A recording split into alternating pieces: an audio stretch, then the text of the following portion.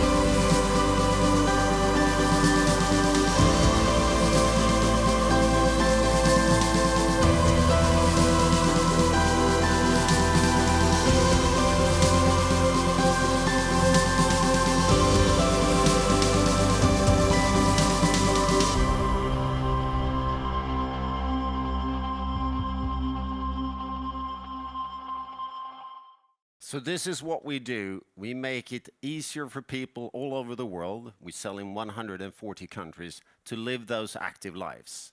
It might be that mountain, that might be the big thing to go skiing in, or it could be just taking a leisurely jog in the park with your kids. Today, we're going to talk about the following things. I will take the first part talking about our path forward and also a bit why we are launching our new financial targets. Then I'm going to talk more about the Thule brand and what it stands for today and the journey we've had in recent years, and more importantly, as investors, the journey we intend to continue to bring with the Thule brand. I'm going to talk about what we do about sustainability, which is a crucial thing in today's world and which we take very seriously. Then we'll have a short break, and after the break, we'll have a number of presenters coming up on stage talking about the 4 new product categories that we will be actually following the company going forward in. So we'll talk about sport and cargo carriers, what is the classical, most people recognize Thule as, the new category of packs, bags and luggage, active with kids and RV products. And then Lennart will wrap up with some financials, and then we'll open up for Q&A. So, our path forward. Yes, it's a path. If you want to go forward, you need to know where you're coming from first. So I'm going to do one slide on history and just high level remind you that we've been around for 75 years. We intend to be around for at least 75 more. And as a company, we've been global for more than 50 years. So early on, this company realized to have any chance to be a serious contender, it could not stay in Sweden. So already in the 80s and 90s, it was all over the world. And that is, of course, one of the strengths we have today when we add new products and new things that we already have a global footprint. And as we grew, sometimes things happen, and during a period in the mid-2000s, we grew a lot via acquisitions, acquiring companies which were related to the car industry. Some of those were not the core of what we were good at, so when the financial crisis hit and some of the underperforming parts were there, I got the fantastic opportunity to become the CEO of this company. And I have said that a number of times to several of you when I met. I personally think I have the most fun job in Sweden. I mean, it's a great company to be a CEO over. And what we did then as a company and as a management, and the people you see here presenting have all been part of that journey, is we've really focused on what we are great at, which is designing fantastic products for consumers. And that journey then led us to a stock listing. It has led us to now, after 2 divestments, after the stock listing and several divestments before the stock listing, and a very big focus on organic growth, that it's time today to talk about the path going forward from 2018 and beyond and our ambitions. But it's also good to remind you that consistency is great. The same great investment case that we traveled around and presented in 2013 is actually still valid. We are in an attractive market. Consumers are active. Health and lifestyle is important for people. So we have a number of favorable megatrends. Not all trends are great for not all product categories, and we'll talk more about that after the break. But generally, the underlying trends are all positive on a macro scale for us. Secondly, and a bit cocky maybe, we think we're a pretty darn good company to take advantage of those good market opportunities out there. We have fantastic capabilities of product innovation. We are among the best to really bring great consumer insight into great products. We do have a fantastic strong Thule brand that I will talk more about.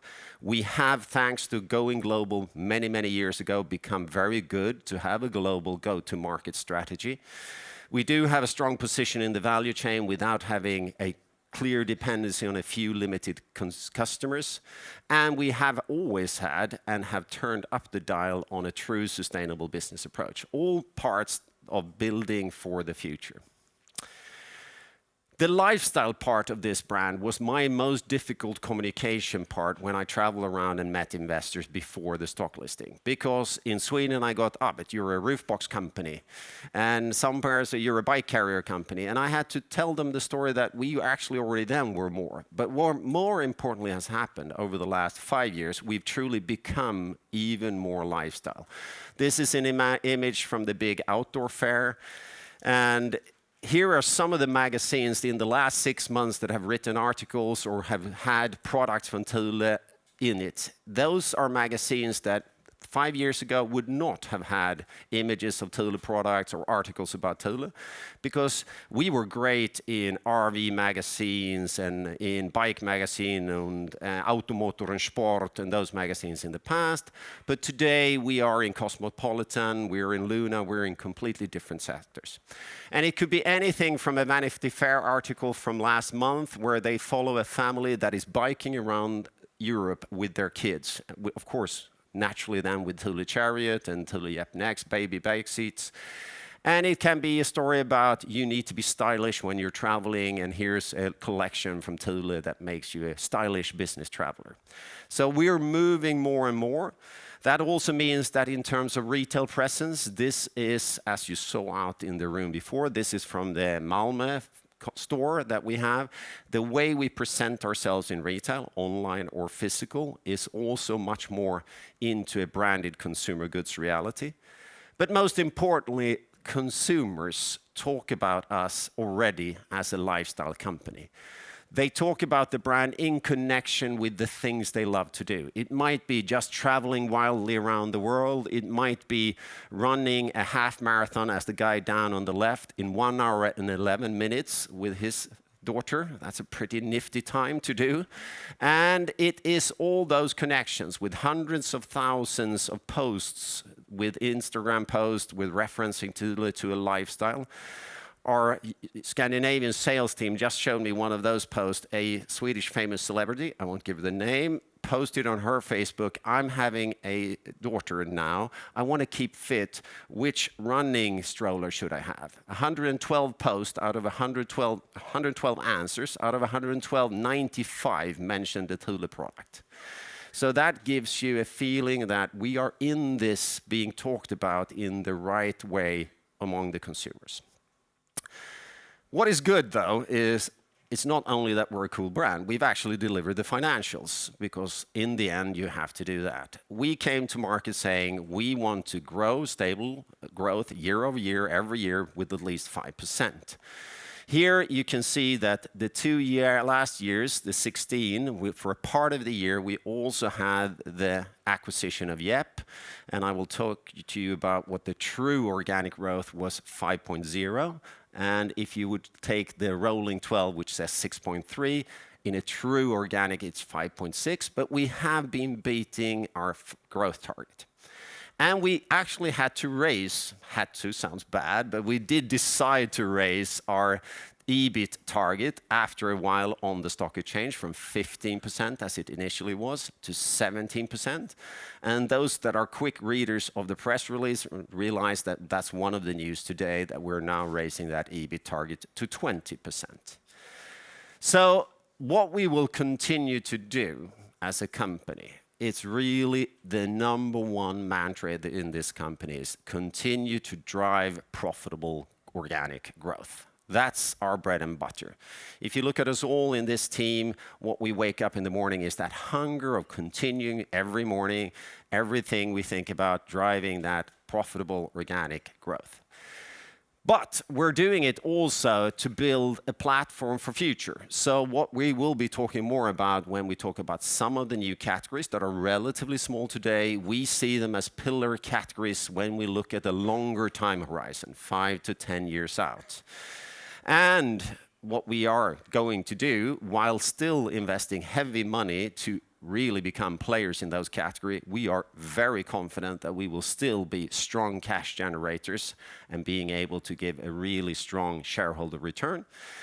And the classical question I've always been getting, why aren't you doing with all the cash you have more M&A? And we've had to admit in some of the meetings, we've been slightly busy divesting companies, and we've been slightly busy doing IPOs and getting ready to be the company we're in. We will now have, and already have, more time to potentially dedicate to the right M&A. We're not going to be an M&A-driven company, but the strategic right M&As, like the small ones we've done very successfully in the Active with Kids field, will be a part of the toolbox also going forward. So what will this deliver? Yeah, financial targets as they were. We have delivered, and these are the true organic sales growth targets, just above that target of 5%. We now, on a rolling 12-month basis, are at 18.1% underlying EBIT, which is above the goal. We have a 2 times leverage, and we have been doing dividends above the 50% in terms of ordinary dividends. And as you all know, we did a large extraordinary dividend this year on top of that. So the new financial targets is to continue every year organic constant currency growth of at least 5%. We are raising our financial goal in terms of profits to at least 20% in the long term. And we're saying that our leverage target will now be between 1.5 to 2.5 times. We will continue with the same ordinary dividend goal. So here we're going to talk about today, how are we going to drive that profitable growth and ensuring that it gets more and more profitable as we drive it, while still building a platform for continued cash generation so we can do those dividends. And the key of building for that growth and creating also a platform in the future is not only to rely on what we've always done, because then we would be limiting ourselves. We needed to do more. And what we've been doing over the last few years, not being able to tell investors too much about it, because several of these projects takes years to develop, but it only gets interesting for investors when we finally start selling it. So we haven't wanted to talk too much about it. But if you look over the last few years, we have truly created a starting platform in what we call Active with Kids, or juvenile products. But we've also created a true platform of growth opportunity in what we've called sport and travel bags. And we will talk more about these categories after the break. But what we've decided to do, we have reported in the way of the business, and we will continue to report in 2 sales regions. But then we've talked about the product categories. And don't you all investors, and I can assure you, Stellan and the other analysts, they hate the other category, right? Oh, what's other? There's so much in other. We know that we got a lot of complaints that other is pretty big, what's in it? And we were not hiding what was in it. We were talking about RV products, we talked about our juvenile products, we talked about our bags product. But in reality, it was a very small part of our business when we came to the market. It has grown, and it's now time, since we have ambitious growth targets in some of these categories, to actually then share with you and the market going forward. And what we're doing is this. So bags for electronic devices is now combined in with all the other bags we're doing, because there's a lot of similarities in terms of materials, supply base, etc., to what we call packs, bags, and luggage. Everything around those different types of bags. We are breaking out as a separate subset now what we call Active with Kids, and we're breaking out as a separate subset the RV products. And the logic for this is because their realities are different in terms of market trend realities, cyclicalities or not, and also our ambition levels are different. So by being able to present it this way, we think we will give a more clear view on what's going to go on going forward. But more about that will definitely come also in after the break. But to start then is to start where we stand financially on these different sectors. Still, 2/3 of our business, sport and cargo carriers, the old heritage. 15% in packs, bags, and luggage, 8% in Active with Kids, and 12% in RV product. There are some regional differences. And the big differences is here, how big packs, bags, and luggage is in the region Americas, due to our underperforming old legacy business of Case Logic. And Fred will talk more about that later on in the packs, bags, and luggage part. And the big difference of we have focused our RV business to Europe, simply because European consumers are prepared to pay for quality in a way in our niches they are not in the US. That's why we focused on Europe. So that's the difference. Those differences, you've heard me in quarterly reports saying those are the real underlying differences of why we have performed differently in the regions, the exposure to different product categories. So what has happened is, year to date, the first 6 months of this year, we have grown 7% in sport and cargo carriers, 7 in Europe and 6 in Americas. Very similar pattern, as we've said. This is a bread and butter business. We're 50% of the global market. We always grow at this type of pace, and very similar across the world. What we have said all along very clearly is that we are doing better in Europe in the packs, bags, and luggage than we are doing in region Americas. And the reason is we are more exposed to the better, newer product categories within packs, bags, and luggage in Europe than we've been in Americas. I've then told you about the fantastic growth we've seen year to date in juvenile, mostly thanks to the fantastic launch of the Thule Chariot new generation of multi-sport trailers, which is a type of product mostly used in Europe because you bike to kindergarten, you drop off your kid, and you bike to work. In the US, that category is more like a weekend thing. That's why the numbers are bigger in region Europe and rest of the world than Americas, but you see some very nice growth number also in Americas. And then I've told you that it is a hot RV market out there, and Philip will talk more about that. And I've told you that we're doing much better than the market, which is true. So we've grown RV 31% year to date. So those are the realities we start from, and then after the break we'll talk much more about these. But let's give you a headline already so you're perking up the ears when my colleagues are presenting the categories after the break. So what will happen? Yes, pretty boring you might think, but it is stable growth. In sport and cargo carriers, 2/3 of our business, let's be realistic, we've said this all along, we are the market driver. The whole growth of the market is driven up by us pumping out products, by us growing in emerging markets, by us pushing the envelope. We are the ones driving the market.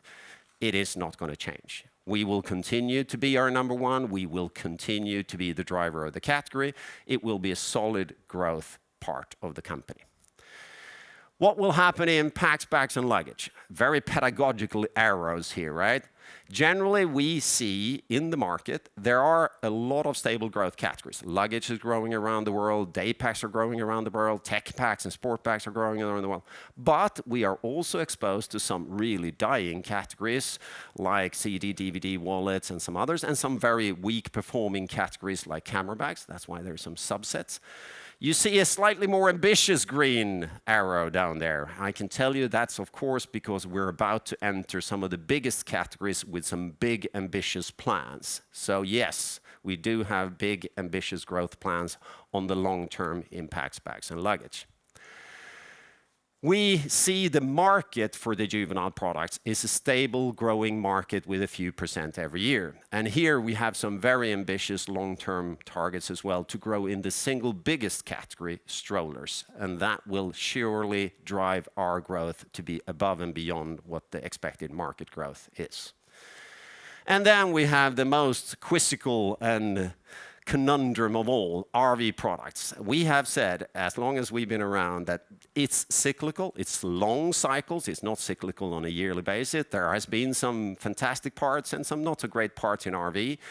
At the moment, it's positive. It's a very strong trend at the moment, but we do put a question mark in terms of what will happen in the long run, and we do put a question mark on what will happen for us. The only thing that Philip and team has assured me, and I feel very confident because they've done it for 8 years in a row, is that whatever happens in the market, we will beat the market. So if it grows, we'll grow more. If it declines, we'll decline less. I feel very confident about that. But since we don't really know what will happen in the market, there has to be a little bit of a question mark to that subcategory. So with that, we go into what we are building on. And we are building mostly on one brand. We have to be honest about this. When I came into the company, the Thule brand was 30% of sales. It is now, last year, 71. I can tell you without telling too much that it will be even more % by the end of this year. So this is the brand. The Thule brand is what we're focusing on. And we invented a tagline. We had a tagline, actually, but I didn't understand it. I considered myself average intellectual, and I couldn't get it, and I was working in the company.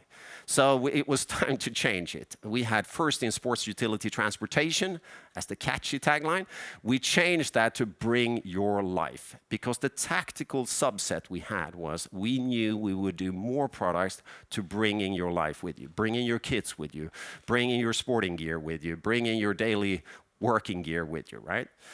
With that mental game of changing the way we internally looked at the brand and in a very consistent way working on it, we have now, as I said, last year, 71% Thule, 86% sales of our own brands. So we do some OE business, and we're going to talk more about that. We do some very limited private label business in some very select cases, but we are a brand-driven company with the Thule brand as the key. When you build a brand, and this is no rocket science, as there's loads of branding companies that have done the same, it's a journey of being genuine. I hate it when people talk about, we got this agency in and they did some great graphics for us. Then that company hasn't understood long-term building of brands. Because first you have to learn from your past, knowing what you're good at. Then you should focus on your strengths. In our case, it is product. We are fantastic at doing great new products, so we should really build the brand from that starting point. Then you should be yourself. If you think you are something else and you're tempted to try to be a Nike, be an Under Armour, and you're not, it's going to look fake. And if you say, they do something cool with the packaging, we will copy it, that's stupid. Be yourself, be inspired, but be yourself. Then, of course, a key any time when you want to build a brand is you need to protect it. So you need to protect it with IP, but more importantly, you need to guide. You need to tell everybody all the time, no, that's the wrong way you applied the logo. No, your homepage shouldn't look like that. Here's how it should look. No, you shouldn't dress like that at the fair. No. So there's a lot of policemen in the beginning, but you need to have the carrot as well. If it's only stick, it's boring, right? So you need to have the carrot. So instead of saying wrong picture, you show them a beautiful picture and say, next time I'll use that one. Brilliant. So that guide and lead by example. Brands are visual. Brands have to be visual. You know, nobody remembers. There is a few taglines around the world that people just do it, Nike, etc. So it's not the verbal part you remember, it's the visual. How, and we of course have tried to set some visual engagement by you seeing how we look with our products in the rooms today, right? It's the visual engagement you want to do. And then the risky thing, especially if you're a stock-listed company and you're a bit focused on your quarterly reports, you need to dare to play the long game. And the long game is, for example, at the moment, we're spending more money than ever. And over the next 12 months, we will peak in product development spend. I don't think we'll ever, in my time, be spending as much percentually on sales as we will over the next 12 months. And then everybody gets nervous. You shouldn't be. It's the money well invested for the future, right? So you need to dare to play that long game of saying, if we want to build this brand, we need to build it for the long run, 75 more years. Then we need to be consistent and protect ourselves. And we need to be result focused. If it's all gloss, right? Oh, I've got a great brand, but nobody's buying it. That's the definition of a great brand. People are prepared to pay more money to buy your product if it's your brand on it, right? So you need to be able to track it, and then you do the whole loop again. I think we have done a very good job of that. This is an enormously high focus for us going forward, especially as we broaden our assortment. Product is king. Product is king in this company. And it's because we are in a category of, if you don't have the best product, the next year you're not going to sell, because there's somebody else doing good products out there. And for us now, entering into some new product categories, I've got the question by many of you investors, oh, are you sure you want to enter into luggage? There's Samsonite, and there's Thule, and there's Remova. Or are you sure you want to do strollers? There's Bugaboo, and there's Stocke. Yeah, or we could say, yeah, let's stay where we are 50% of the market, that everybody knows we have the best products. But that would be limiting ourselves. And what we've been able to prove, fantastically, I would say, is we can develop great product also in new categories. I don't know how in you are into product design. I'm very happy. My daughter's just started at the Royal Institute of Technology as a Master of Science in Product Design, so I've geared something up in her mind. But if you're into that category, you know that this is the Oscars. The IF Gold Award is given to around 50 products every year, 50 only. So not the red IF, which is about 2,000, the gold, 50 products each year. Over the last few years, we've won 3 of those Oscars in a category we never were. So the Thule Chariot Multisport, our own Thule Ride Along Mini, and the Thule Up Next have all won. So we get up there on the stage, which everybody would want to be. And we're winning tests and we're winning things. We are proving also in the new categories that we have what it takes when it comes to product is king.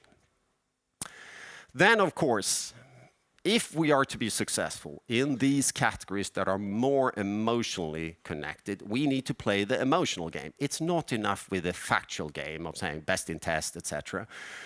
We need to play. So if you have tracked us, and I know some of you do, and you say, oh, you've changed a little bit in how you look on your social media and how it looks at the fairs. It's natural because we're building on the emotional aspects. So our Facebook account, our Instagram account, the way we look at the fairs, the way we do special events. This was when we launched our new Thule Subterra luggage. We did it together with a headset brand. Yeah, and in Holland, and we invited all the key bloggers for travel on an ultra cool event at the coolest hotel where there was a drink mixologist, as they're called nowadays. They're not called bartenders anymore. And we do things like that around it because we need to be emotionally engaging, not just winning with great products. One way we have decided to do many years ago to be emotionally engaging was as engaging as I hope I am to you investors. Probably I'm not that engaging to the consumer out there. So it's not us internally only. We need to have some other people, some ambassadors. And like many brands, we therefore have some sponsored athletes and sponsored members. We call them the Thule Crew. I think what we have done, and if you ask them, that's the nice thing, they confirm that, differently from many others, we are building for the long term. It's not just about them being great athletes. Many of them are even at the ending of their career or have already ended their career. Some aren't even the best in their sports, but what we like about these people that we've handpicked is that they are truly engaged in the community, and they are spoken well about among their peers. And we then engage with them in having them involved in our product development, having them involved at our events. And so I'm going to show you a little bit here, but to give you an idea, here's the only man that has been 21 times on the top of Mount Everest, Apa Sherpa. Here's the guy sitting down there, Garrett McNamara, that has surfed the biggest wave ever surfed. There's the guy here, Pedro Oliva, who has done the biggest whitewater rafting waterfall, 42 meters in a kayak. So they are pretty extreme, but when you meet them, which we do a lot, this is the gathering we had this summer, 75-year birthday gathering in Malmö, you feel the energy with them. So I'm going to share you a little movie that we did about a year ago with one of the athletes we sponsored for several years, actually for more than 5 years, who became very famous last summer when she won an Olympic gold medal in mountain biking, but who also on this Sunday had a big thing in Swedish media when she admitted that she had a life crisis afterward. And she talked about her sponsors as part of her extended family. And we feel that that's nice to be, not just sponsoring them because they're athletes. So if we show that little movie.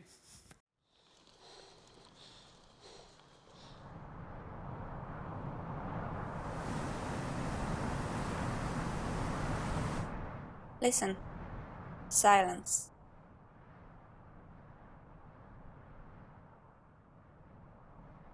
There's so many things going on around me during the race season. And sometimes I feel like I'm losing myself a little bit. Alright, so for your Instagram followers now. Ray. The ride with my brother reminds me of why I started riding. Pure happiness.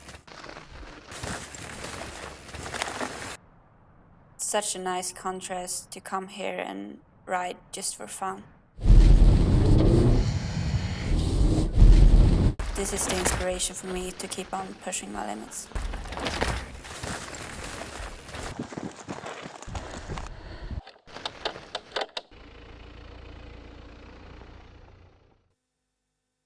Give you an idea, Jenny Risveds here, she had a short clip on her Instagram account showing her out driving with the car and biking, and then she posted the question to her followers, do you like 4 wheels or 2 wheels more?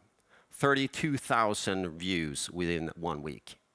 So what you do get is that reality is if you work right with these people, you have an extended engagement. But one of the things we do mostly with also these crew members is they are part of our bigger sustainability approach. As a company of today, it's not only something you feel you have to do, you will actually need to want to do it, because then you truly can work with sustainability. So if you look at the company, the number one thing is, of course, we do products that inspire to a healthy and active lifestyle. In itself, that gives a good trigger to a sustainable approach. Then we work very diligently to make sure we have sustainable and reliable manufacturing, that we have climate smart logistics. And then, as you would expect of any big global company, we need to, of course, have responsible business policies and principles and practices. And then it's about how we socially engage. And especially here, we engage with our own staff and with the crew members in things that are close to our heart, which in our case means always kids. My daughters are too old now, so they're not kids anymore. But the reality is, if you can do these social engagement close to our facilities or out in the world, combining with activity and kids, there is nothing easier to get engaged about, and it fits our products as well. So what do we do really in focus? One of the big things we wanted to do, we put a lot of pressure on ourselves to be much more serious about the environment. So we put some ambitious goals into environmental targets. And I'm happy to say, as we reported in the annual report, that we're tracking to those ambitious goals. We set 2020 goal to reduce our carbon footprint with 65% versus the comparative year of 2014. So a 65% reduction. And by last year, we had already reached a 45% reduction. We also set the goal to have every single one of our factories to have 100% renewable energy used electricity in those plants. When we started, it was 12. Now we're over 75, and we're hitting to go towards the target of 100%. So it's a very conscientious, it's a very diligent work to make sure we do the environmental part right. Another part of environment is, of course, out there in the reality. So what we do, this is the Thule crew member, Pedro Oliva. Pedro is also the Bear Grylls of Brazil. So now we can see who travels a lot and have to watch Discovery Channel and programs. Bear Grylls on TV, you know, the outdoors guys. Pedro Oliva has his own television show. He joined up with 2 big universities and Thule that sponsored a journey through the second biggest river in Brazil, where we did more than 300,000 measurements and looked at what the impact of climate was on the river. And then, since Pedro Oliva is who he is, in every little village there was a whitewater raft training for the kids. And it became a big project sponsored by us. So we have something we call Paths and Passion when we do the CSR activities, where we want to do something with people who already are engaged. Another one of our crew members, Apa Sherpa, has, after he stopped being a Sherpa, used his money and his time to create a foundation. That foundation's main purpose is to set up schools in his small little home village, Tambe, close to Mount Everest, for one reason. He says they should climb the mountain because they want to, not because they have to. Because, of course, the only job they can get, most of them without education, is being Sherpas. So he has started a school project. What we do is we sponsor all the school lunches for a 5-year period now. And we are giving the teachers salary, and we're providing, of course, they need school packs, so we have school packs for the kids as well. Those type of activities, and then engaging with our own staff in those, are the type of things we do. So I'm going to show you a third small movie here with one of the most exciting one of these activities that we did recently, where we combined Chris Van Dine, who's a very, very good downhill mountain biker. You've seen if you've ever seen GoPro or Red Bull movies with downhill mountain biking, Chris Van Dine has been in them. And we combined him with another part of our Thule crew members, the world's coolest camera crew for action movies called Sherpas Cinema, a Canadian crew of photographers. And we followed him and on the project that he's been running in El Salvador, and where we as a company have sponsored those activities. So we'll show you that movie.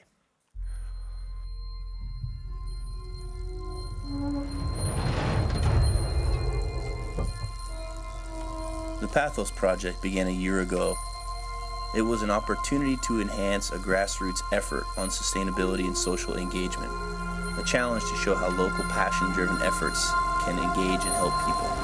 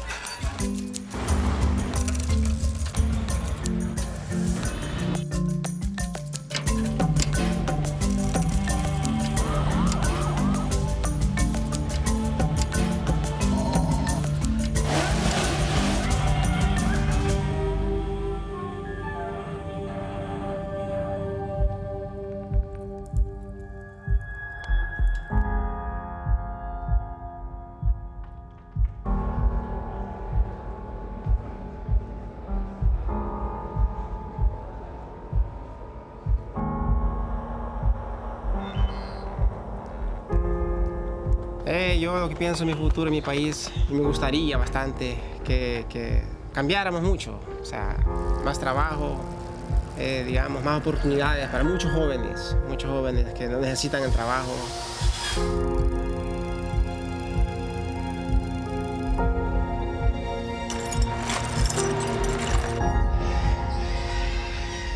Pienso yo que mi pasión es la bicicleta. Aparte de eso, de ahí mantengo mi familia.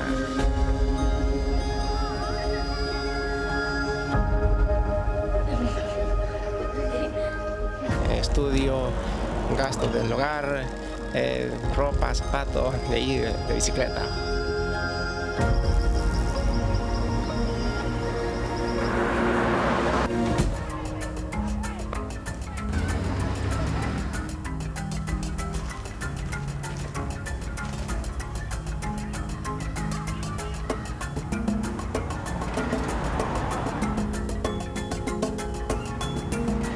Quite a few kids, the first day we opened the pump track, they learned how to ride a bike the first time. And that's a big day in a young boy or girl's life. We crash together, they learn how to fix the bikes and fix the track. And there's a lot of bigger life lessons in there that, you know, are touched on. It takes an awful lot of work to build these things. E incluso hay muchos muchachos de aquí en la zona, porque eso existe, ¿no? Tal vez algún día ponen en mente que lo que están haciendo está malo, mejor que dediquen a algo sano, algo divertido, y lleguen a mantener a sus hijos, a su esposa. Muy bonito. Esa es mi idea, o sea, que un niño aprenda, analice bien, o sea, que se dedique, le ponga mente, digamos, a lo que es la bici, aprender excelentemente y día de mañana ser un profesional.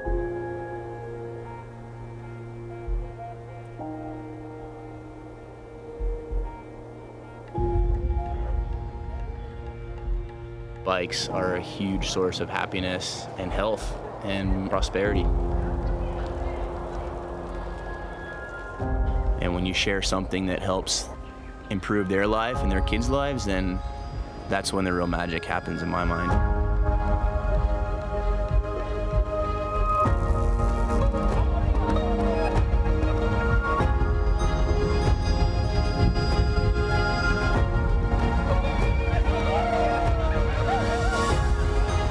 Hundreds and hundreds of people show up a few times a week to rally and ride for change, I think that speaks for itself.